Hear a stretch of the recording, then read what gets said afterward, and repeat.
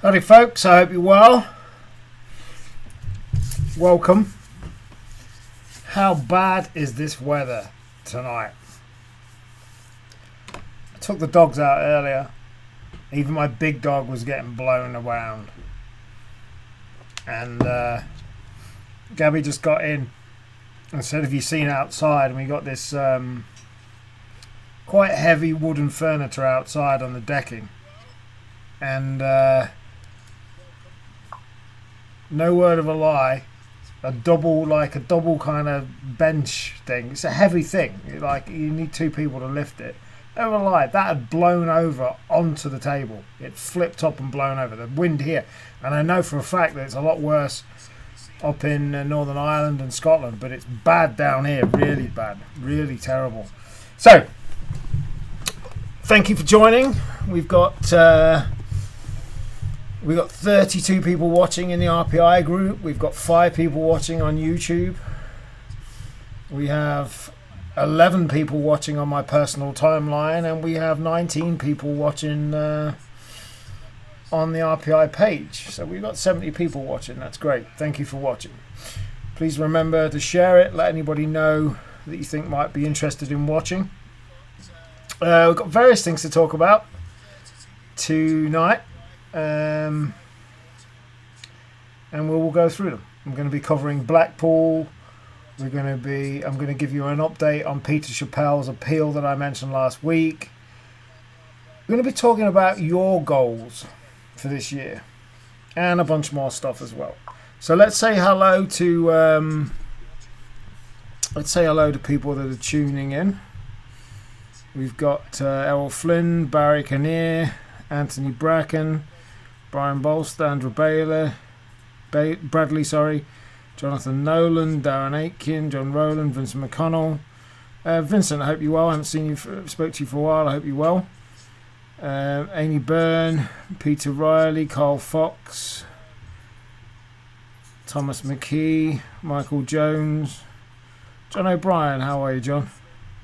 Keith Duggan, Calvin Young, Robbie Haydell, and more. So, let's say hello to people that have said actually hello to me. Scott Barron, you were the first. You were the first on the show, mate. Evening to you. Dean McKee, welcome to you. Jeffrey Abel, I hope you're well, Jeffrey. Mickey Essens watching on YouTube. Gary Tomlinson says, evening, everyone. Joshua's in. I am going to Blackpool show, Joshua. Yep, I will be there. I'll be talking in a little while about Blackpool. Mickey Essen, are you ready for Blackpool? I'll be ready tomorrow, Mickey. And what I mean by that is I'm waiting on a delivery to come tomorrow. When I've got the delivery, I'll be ready and I'll be happy. Chris Bennett's in. Evening to you, Chris. Derek Colligan, Thomas Smith, Natasha Talbot. Evening to everybody watching. Nice to see everybody. So many people in. James Martin, Dave Armstrong. All good. Peter Bell. Now I'm going to pronounce this one. Palomas, Minserares, Joel Quinn, Cordero. Hi from Spain. I hope I got that somewhere near. Right, but welcome from Spain. John O'Brien. Always busy. I know the feeling, mate. I know you're always busy as well. So, let's crack on. If you've got anything you'd like to talk about, put it in the messages.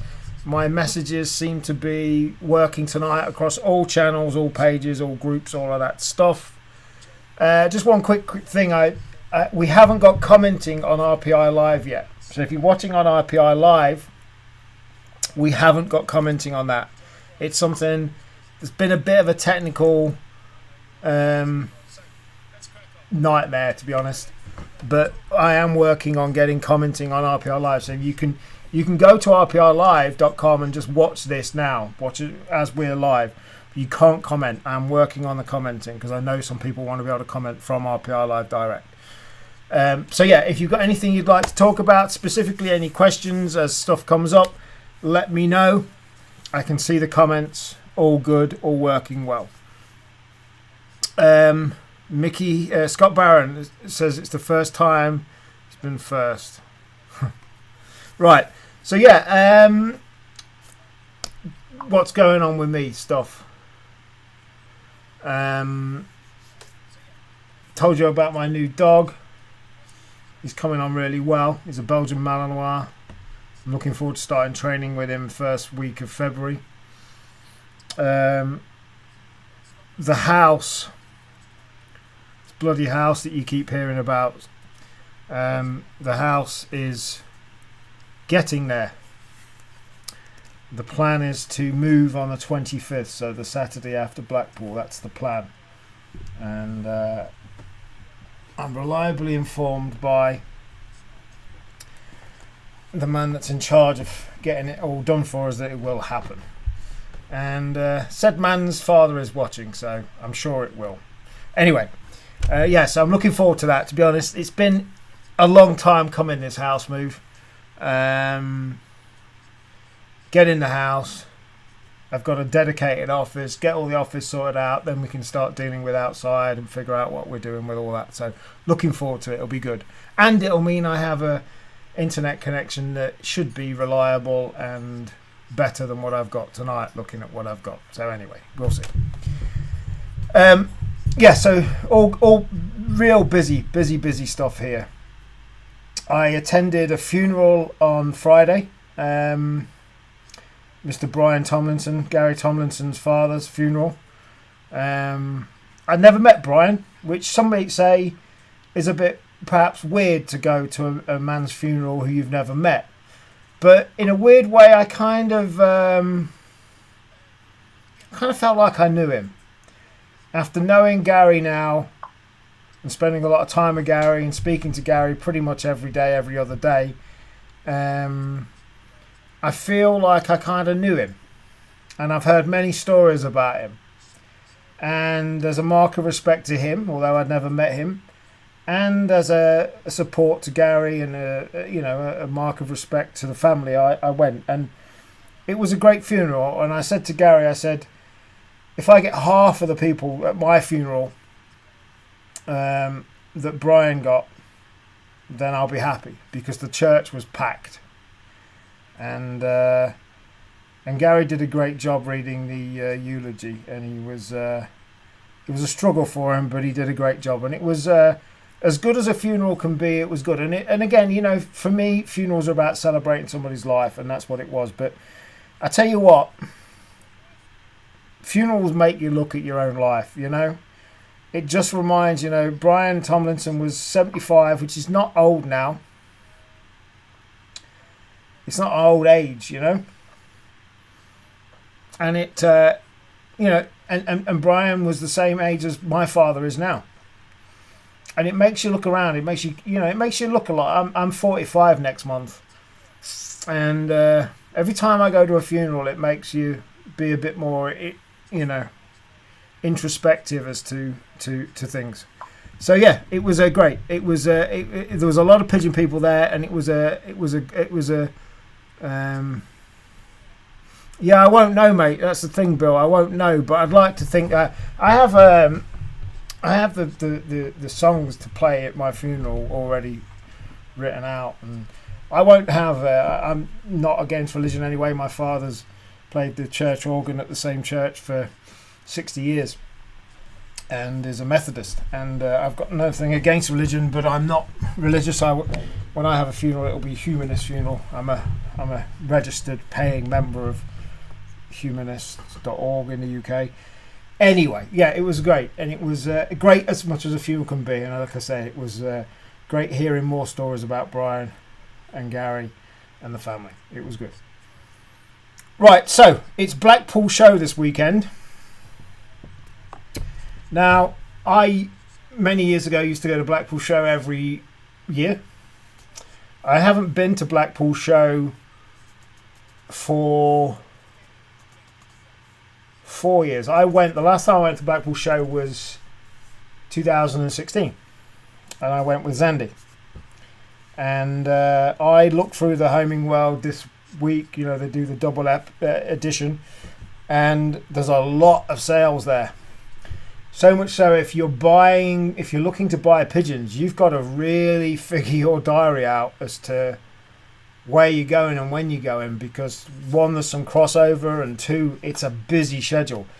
I think if I'm right in saying, the first auctions are starting about 4 o'clock, or viewings 5 o'clock on the Friday, going all the way through Sunday afternoon. Busy times outside of the show, and then in the show, I looked at the Home in World show guide, and it's got a lot of, it's got, which is great. It's got a lot of auctions in the actual Winter Gardens itself, which is great. I think it's good that as many of the auctions as possible are in there, because it does keep people in and attract them back in to come to an auction. A lot of stands there, a couple of new ones I hadn't heard of, and yeah, I'm looking forward to it. I can remember many years ago,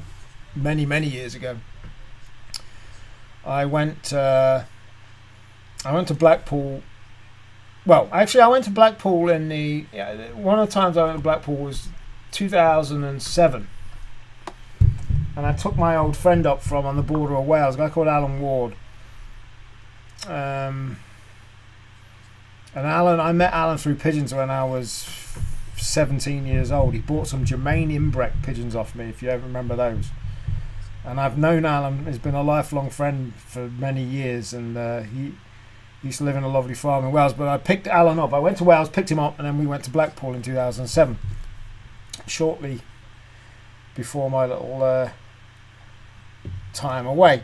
And I went up there, and it was so windy. I mean, I've never been to Blackpool where it's not windy. And given the wind down here in the Midlands, it's going to be brutal up there. But yeah, I'm looking forward to it. As I say, I haven't been for 4 years. And I'm looking forward to it. We've got Zandy going up. Zandy's coming up with me. His girlfriend, Ellie's coming up with us as well. They're going to be helping Gary out on the show stand for Who Dares Wins and for this new DVD, which I'll talk about in a little while. And I'm looking forward to it. I've got a lot of people messaging. Again, Facebook, keep saying it. Can't keep up with messaging. Really sorry. I just so can't keep up. Try my best. But yeah, nice to see more. Nice to see more show auctions inside the show.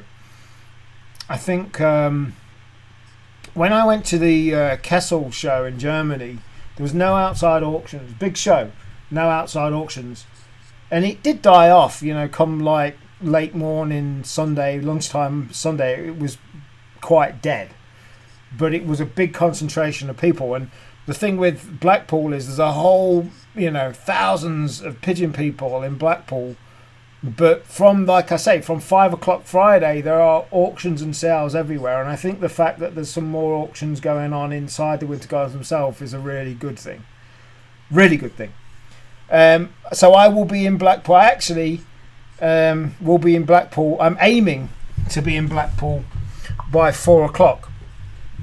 I actually wanted to be up there earlier. We normally try and...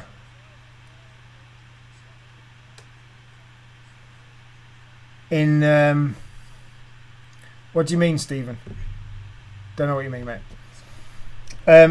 I actually want to be up there earlier than I'm probably going to be, but I'm aiming to be there mid-afternoon. I've got something we've got to go and deal with in the morning, and I'm aiming to be there 4 o'clock-ish.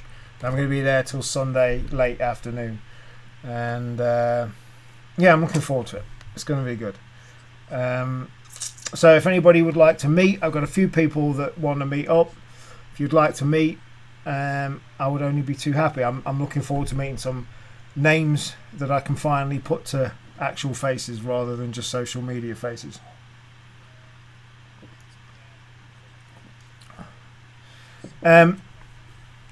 So a couple of things that have been mentioned on here. We'll catch up with this and then we'll go back to what I've got to talk about. What have we got? Vincent Connell, great idea about the RPRA or RPI funding 1 to 5 small 10-foot lofts. Yeah, that came up last week's show, Vincent. The idea that we could fund some, I don't know how many, but some small lofts, say 10-foot lofts, that essentially are loaned to somebody that wants to start. It was actually Joshua that came up with this, young Joshua that came up with the idea, which is a great idea. And they could be essentially loaned an entire starter kit ready to go. So there's no upfront investment or costs or anything. And it could be loaned to that person, say, for a year to see if they actually liked it and were dedicated and wanted to progress with the sport, so that they didn't have to put any money up. And that's a really good idea. And one of the extensions of that idea could then be, if they did want to continue, the setup of that loft could be done on an easy payment thing, so they can just pay X amount per month to then keep the loft. Because it makes no sense to have to take the loft down and then get them another loft if they want to continue. But it would make sense that you can have this loft and set up for a year. And if you want to carry on and you want to continue, which obviously we would hope everybody would want to do, but some wouldn't in reality, then it could just be they could pay monthly to pay off the loft, and then you could just keep cycling more lofts from that payment. And that's a really good idea, which I think is something that could be done through the Pigeon Sport Future Foundation, Vincent. And it kind of fits in with the community loft idea as well. You could do the same for a community loft. If you've got a couple of people together, like if you take the idea of that starter idea, maybe you could find a couple of people in the same area that wanted to do a community loft together. Again, it's time, it's money, it's dedication. But I like the idea of people going into partnerships, or 2, 3, 4 people working together on the same loft, because ultimately it makes it a lot easier for people. Less time constraints and what have you. Bill Buxton's in watching, thank you. Peter Bell says, going to Blackpool to see old and new friends and have a chat about one-off races and have a bit of banter. John O'Brien, any thoughts on my own loft when I move in? No, not at the moment, John. If I'm honest, I'm still backward and forward. I have a concrete structure that I'm looking to convert some of. That's what my plan is at the moment.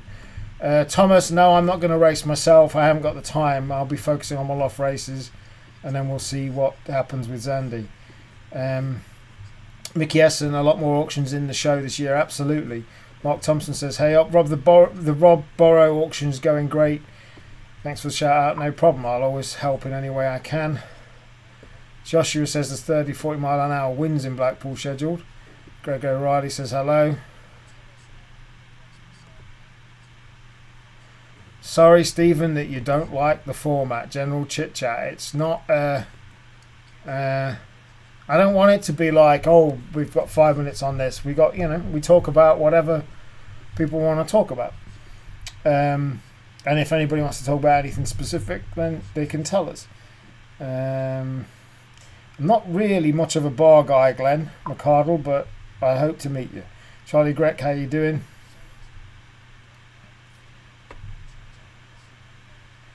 Kevin Keenan says, do you think some fanciers were holding back birds for sale since they were selling in other venues? Maybe. I did see a bit of a crossover there. Peter Dodd says, great idea, you should try not to focus on schools. Yeah, I don't think... I don't think schools should be the only focus. Schools are a relevant thing, They're a relevant thing. But like we said last week, or the week before, maybe, no, it was last week, I think the target market for bringing new people in is not necessarily schools or school kids. 30, 40, 50-year-old people. They're a bit more settled in life, maybe not so stressed, maybe have a little bit more spare money. They're, I think, the target market. And then if you can make that community thing, then it makes it a lot easier for people. Imagine a partnership, a normal partnership, racing partnership, but imagine 2, 3 or 4 people to get together. And say somebody wants to get going, we arrange it online where, hey, Richard wants to start. Is there anybody else that would like to start with him? And do the community loft idea, do the start setup thing. I think it's a good thing.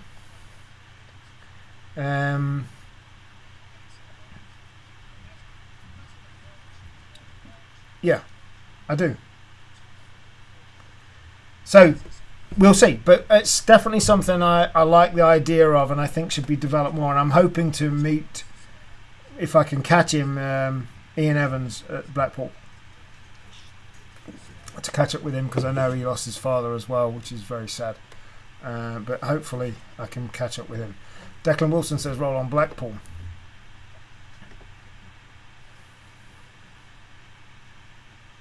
I'm just reading, I can't multitask.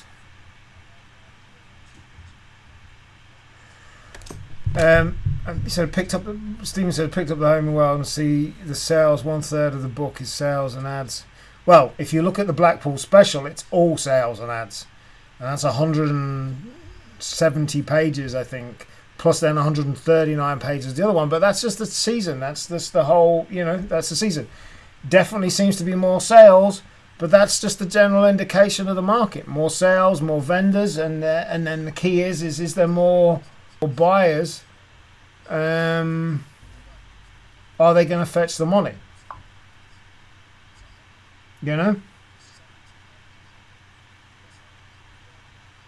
Are they going to fetch the money?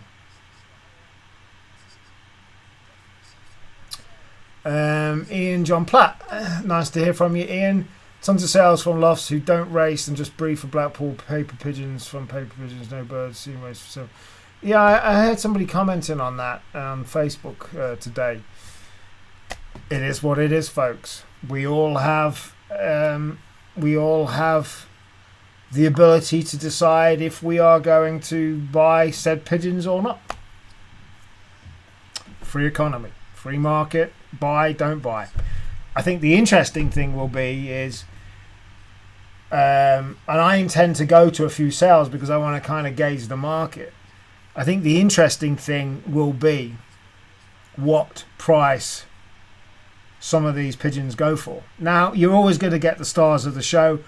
I saw one auction, which was a very interesting auction coming up, where there was 3 combine winners coming up in the auction. Now, that's my kind of auction. Like, there's 3 combine winners. I didn't read the full details, but the fact that they're combine winners, that's attractive. It'd be interesting to see what kind of money those birds go for, as opposed to some of the big name birds, But what will be really interesting, like I said, is you've got thousands of pigeons for sale over many auctions, and what the average price of those pigeons will be across each auction, because ultimately there is a lot of stock for sale and there's only a finite amount of money. And I think one of the sales is online as well, so essentially it's a captive market of people that are in Blackpool at the time. I don't think there's any online auctions. I may be wrong. Dual online auction, maybe, I'm not sure, we'll see. But yeah,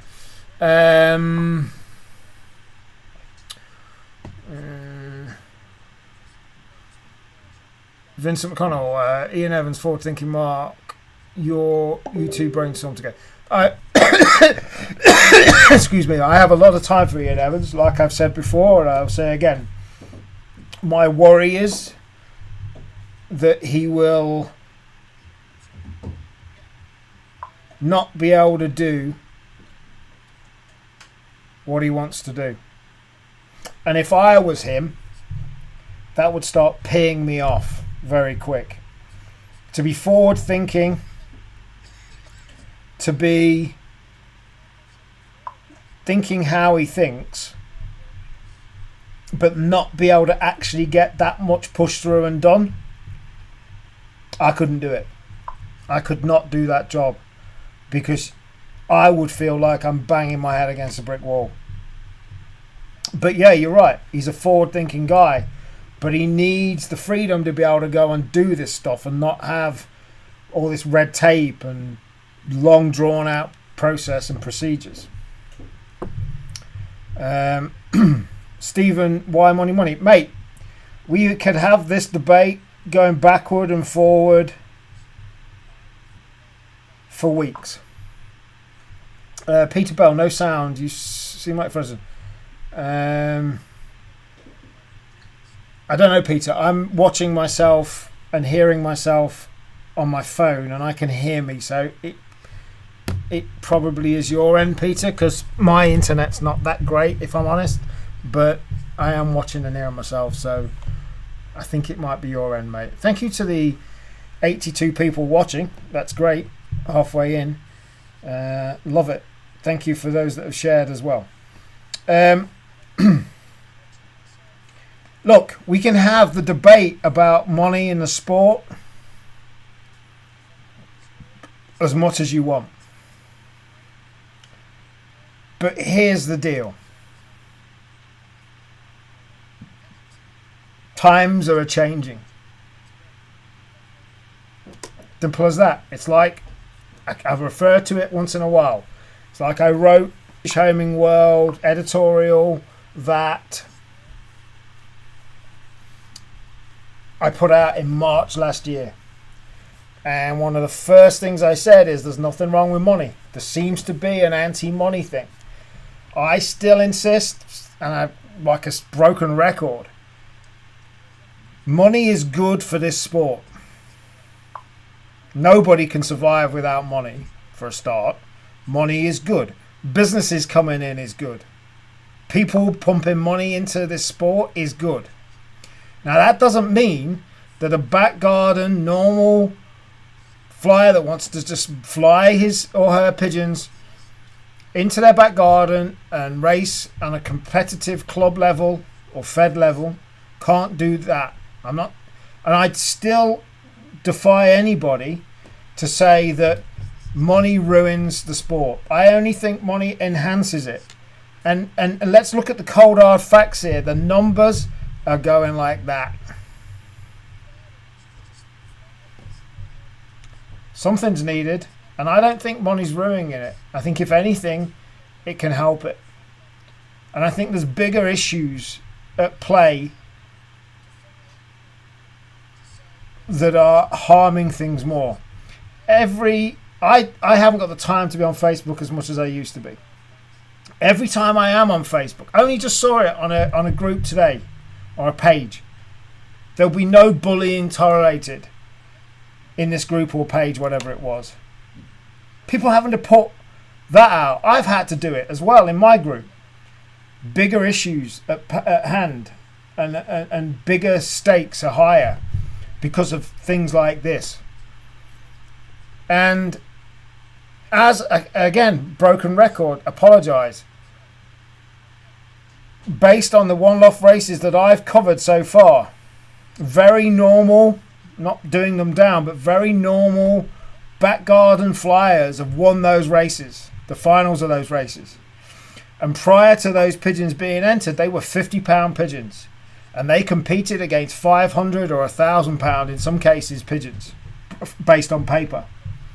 So I don't think it's an issue. I think it actually is needed.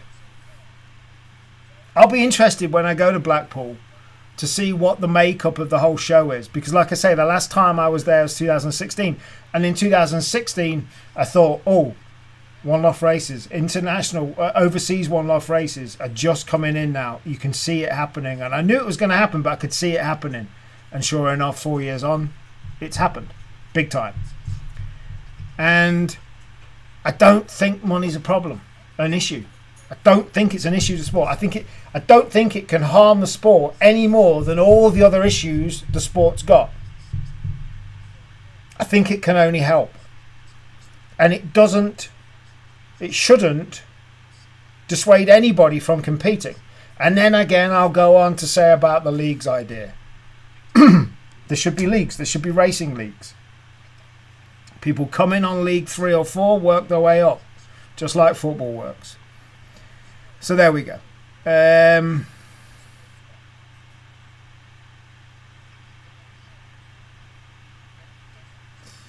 Let's read some comments. I'm not getting involved in comments between each other. I shall fast forward past them.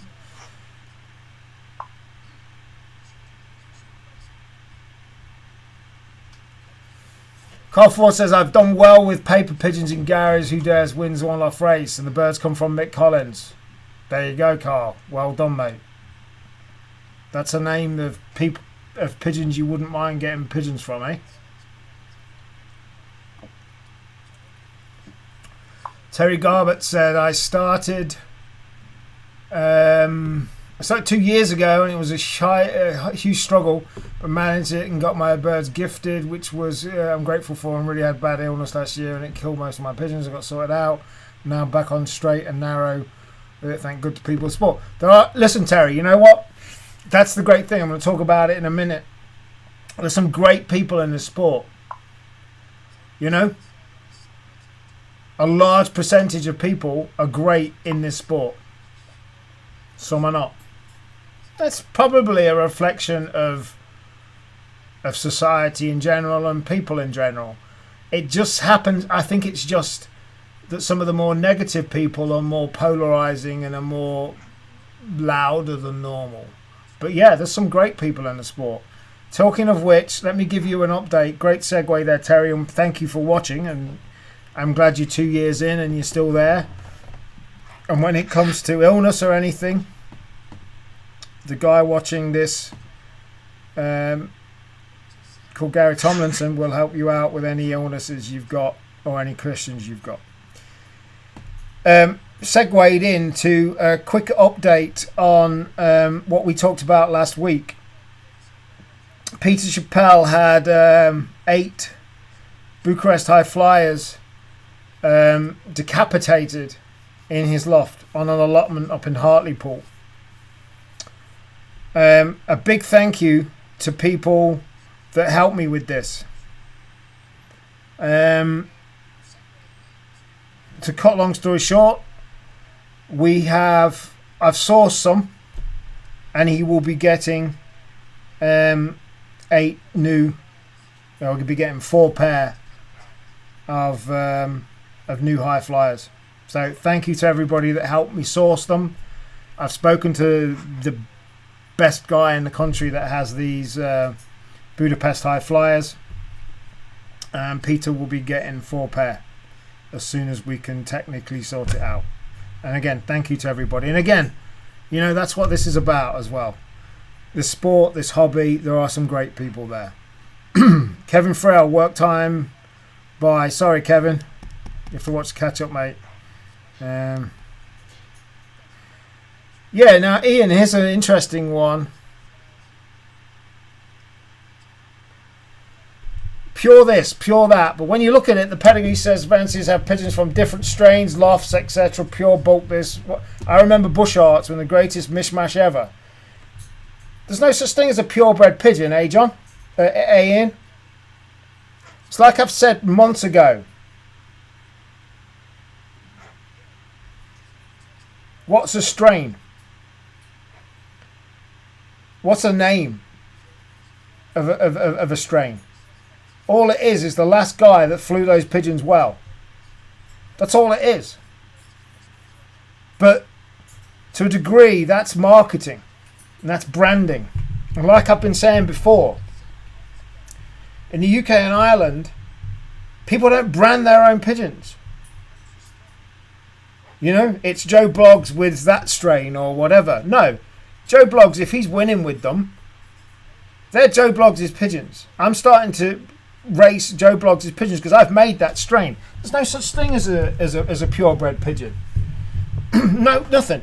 All of the top big winners have got mix and matches of everything in them. It's just the last guy that flew them. That's all it is. That becomes the name because, you know, Dirk Vanderbilt flew pigeons well, and he got them from here, there, and everywhere. But they become the Vanderbilts, the latest thing. That's branding and marketing. Now, there's an argument that actually I've said again, in the UK and Ireland, we should be doing more of that. We should be, if you've raced your pigeons well, you should call them your pigeons, not what where you bought them from a generation or two ago. You know, no such thing as a purebred pigeon.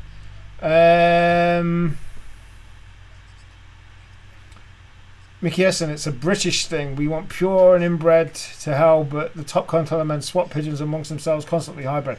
Yeah, the thing with hybrids is you see a little bit of it. Like there's some co-breeding going on. Not many people over here are doing it. Why? Because pigeon flyers don't want to share their birds. They want to keep them to themselves. Like Ian's just said. All the top continental men swap their pigeons amongst themselves. They're a mishmash of everything, but it's that hybrid vigour, like Ian's just said, that makes it work. And this is a bigger thing. We've still got 85 people listening to me slightly rant. This is a bigger thing of a mentality shift that's got to happen.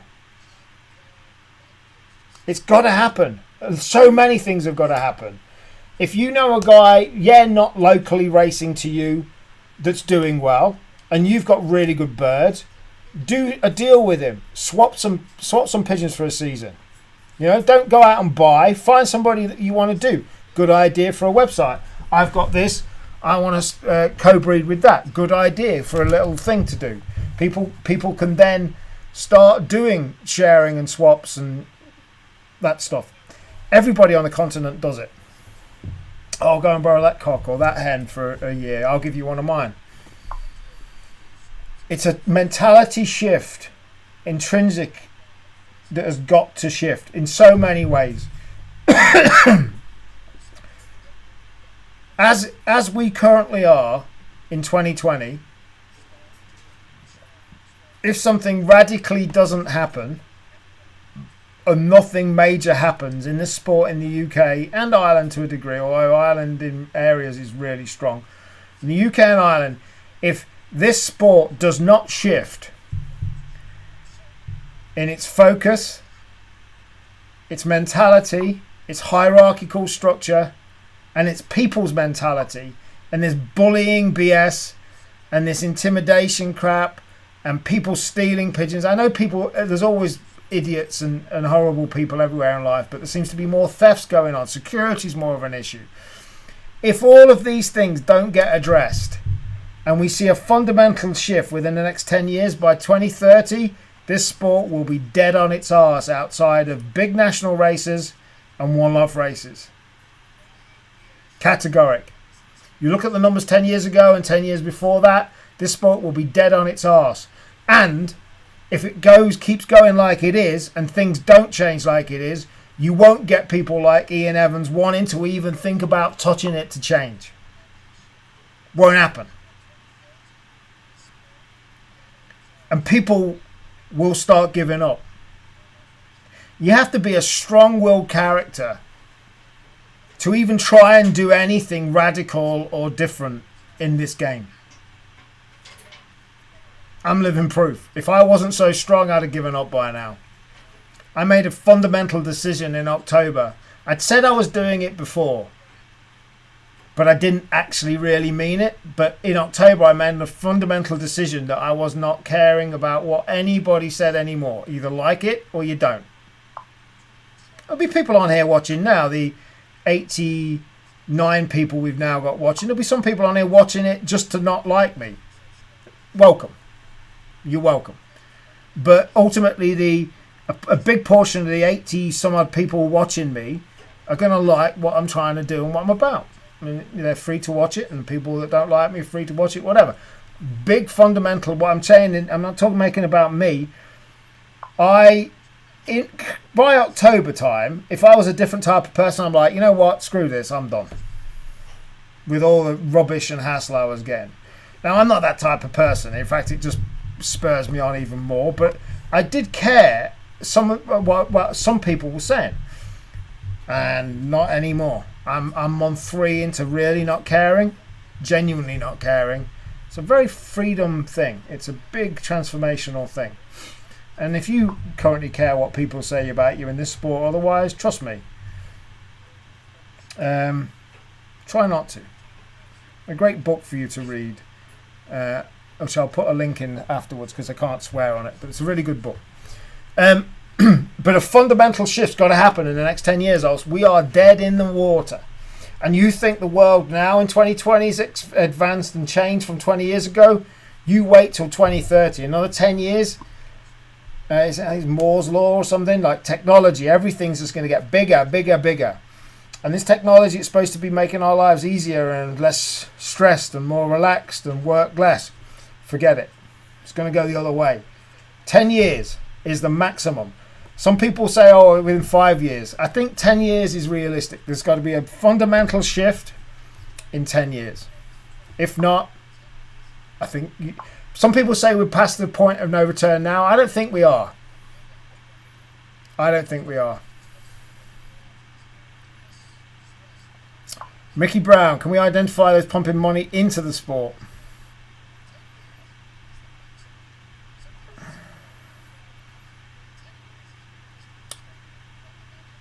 I don't think you can. I'm pumping as much time as I can and some money, because everything I'm doing costs time or money, but not major money in. No, not pumping money in.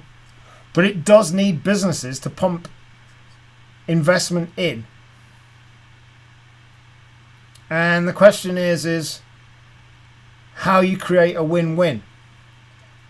So if you bring business in, you've got to create a win for a business.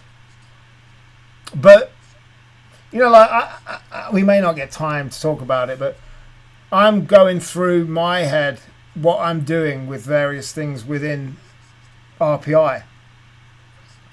And I've had a lot of people say you should really focus on the marketing and the branding and helping people do that, because it elevates them.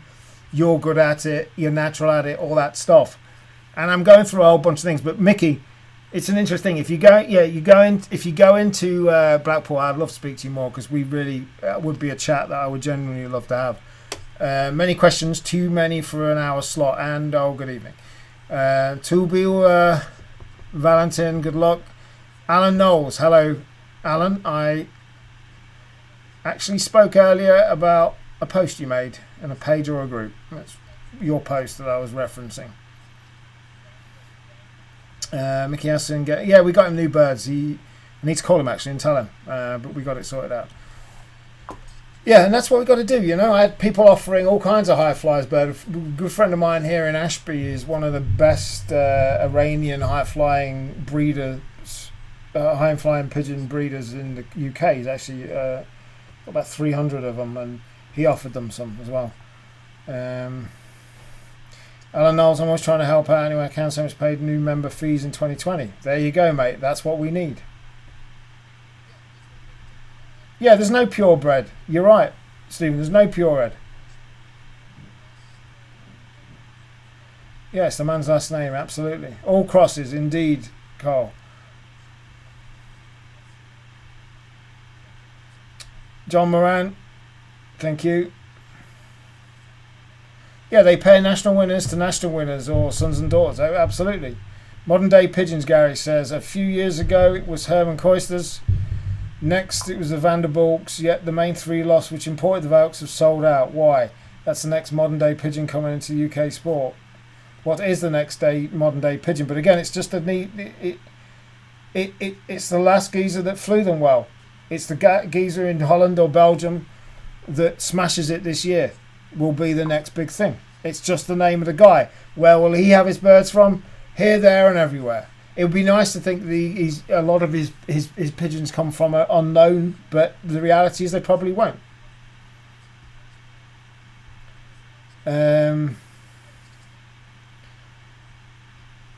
Carl Ford says, me.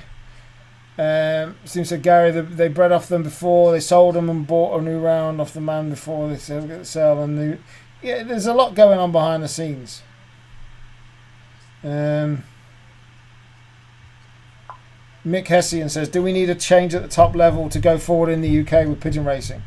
Yeah, absolutely. Categorically. Fundamental root and branch change at the top level. But not Ian Evans. Ian Evans needs to stay. But Ian Evans needs, like I said earlier, the ability to do what he wants within reason and make them changes happen and not be blocked by people and red tape and people that are living in the dark ages.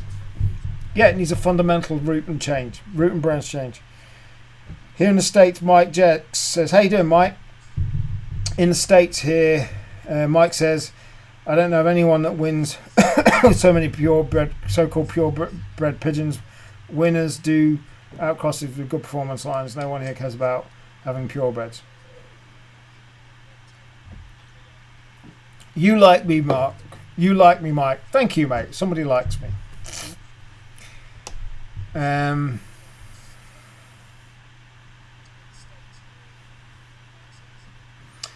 Steve says, I see a post in the NEHU, I think it had introduced any age racing, so it means instead of having 600 old birds, you'd have 1,500 old and young birds all season long. Great move for them. Gary says, I know a man which I won't name, which was in Dirk Vanderbilt's loft 10 years ago. Dirk only had a 10 by 8 stock loft. So where have they all come from?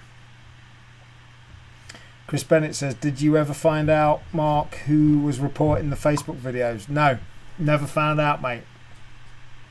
Could be one of about 24, maybe even more people. It is what it is. Que sera, sera.